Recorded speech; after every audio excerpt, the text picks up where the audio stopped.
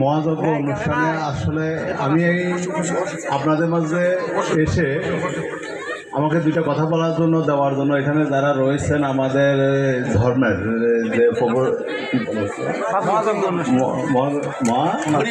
হরিবাসরের আমি মূলত হরিবাসর আর ছেলেফড়া যেটা আছে ওটার পাশে কিন্তু আমার বাসা বুঝছেন।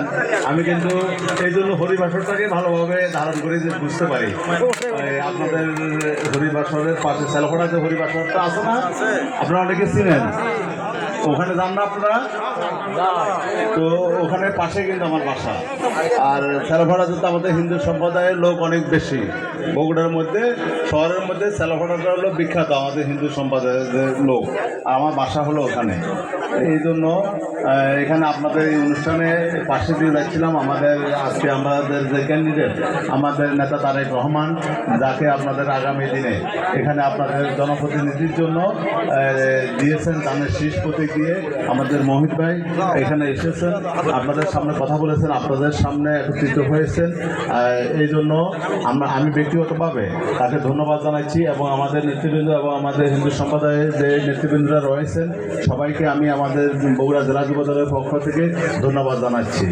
আর আপনারা যারা এখানে উপস্থিত রয়েছেন আপনারা কিন্তু ইতিমধ্যে জেনেছেন যে আপনাদের পাশে সব সময় আমাদের আদর্শজনক শহীদ রাষ্ট্রপতি জিয়াউর রহমান বাংলাদেশের যে ধর্মটাকে যাতে ব্যবহার করে যাতে কেউ রাজনীতি করতে না পারে সেই জন্য কিন্তু উনি জাতীয়তাবাদটা সৃষ্টি করছেন। জাতীয়তাবাদটা হলো দেখি এমন একটা জিনিস যেখানে আপনার সকল ধর্মের সকল বর্ণের সকলে আমাদের যে বাংলাদেশে আমরা যারা বসবাস করি সবাই সমান অধিকার।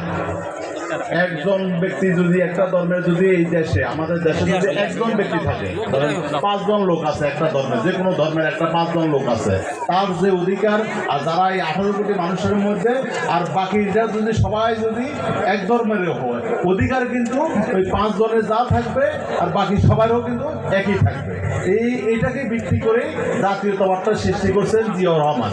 আপনারা বলেন এটা কি ঠিক হচ্ছে? ঠিক, এটা কি ঠিক? এটা ঠিক এই কারণেই যে একটা রাষ্ট্রের সকল বসবাস আমরা সবাই বসবাস করব, সকল ধর্মের লোক থাকবো, কিন্তু সমাজে সবাই আমরা একত্রিত থাকবো, রাষ্ট্রের সবাই আমরা একত্রিত থাকবো। আর সকল ধর্মের এইবার এসে আমাদের তারেক রহমান বলছেন উৎসব যা উৎসব তারা পালন করবে, কিন্তু নিরাপত্তা পাওয়ার অধিকার রাষ্ট্রীয়ভাবে কার? সবার অধিকার রয়েছে।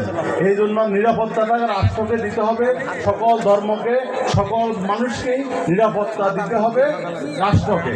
সেই রাষ্ট্রকে নিরাপত্তা দেওয়ার জন্য আগামীতে যে আমাদের ইলেকশন এই ইলেকশনে করতে চান আগামী দিনে বাংলাদেশের মানুষের জন্য বিভিন্ন ধর্মের জন্য উনি সবসময় বক্তব্যের মধ্যে বলতেছেন। আপনারা আমি আপনাদেরকে আহ্বান জানাবো ওনার বক্তব্যগুলো শুনবেন। আর বিশেষ করে উনি একটা ফ্যামিলি কার্ড করবেন।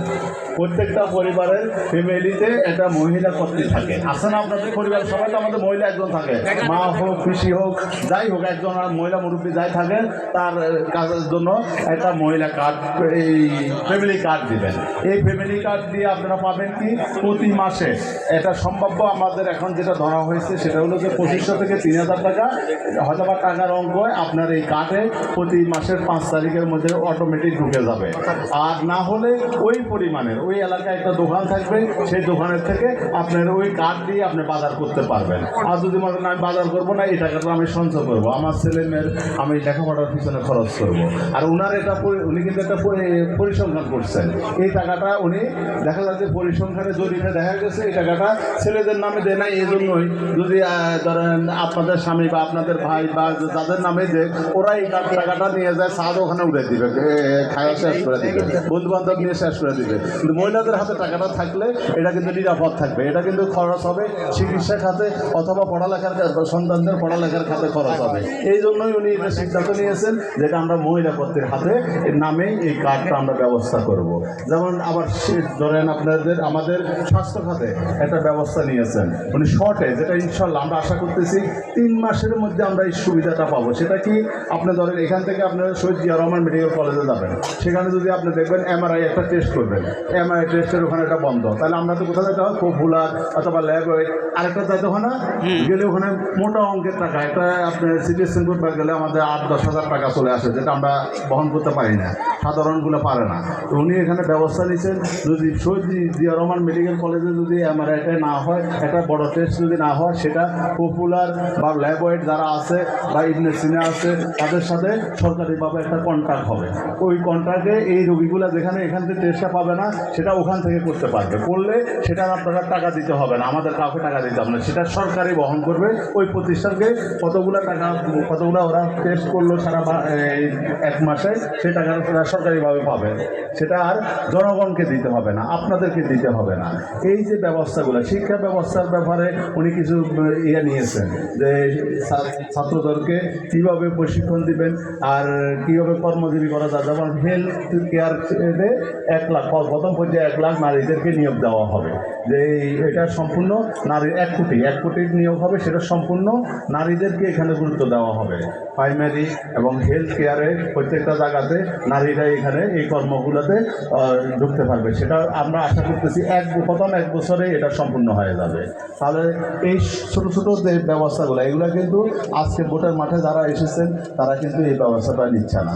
আপনারা একটা কথা বলেন তো, আমি যদি আপনাদের বলি যে কি আমাদের রোজা, আমরা তো রোজা করি, আপনারা পূজা করেন, আপনাকে যদি বলি যে কি তোমরা পূজা করার দরকার নাই, আমরা রোজা করি, এটা তোমাদের পূজার রোজা, আমি রোজা করতেছি, তোমাদের পূজা করার আর দরকার নাই, এটা কি ঠিক?